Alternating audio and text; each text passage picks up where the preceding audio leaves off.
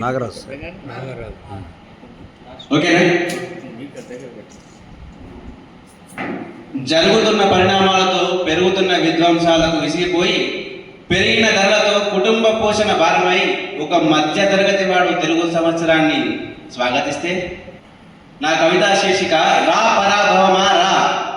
విశ్వాసం వెళ్ళి పరాభవం పలకరిస్తుంది.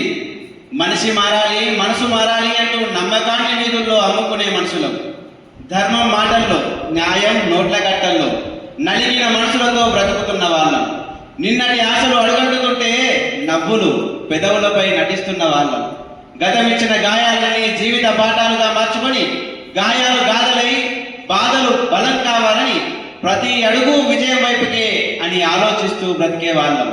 మాకిదే కొత్త కాదులే, రా పరాభవమా రా.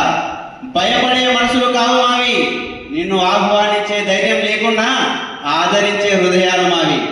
ఓటమి గురువై ఆలోచన ఆశయమై పరాభవం అంటే పరాజయం కాదని పడిలేచే కిరటం లాంటి మా బ్రతుకుల్లో తెల్లటి నొరగ లాంటి ఆనందం మా దరిచేరేలా మాకు మార్గదర్శిలా స్వాగతిస్తాం.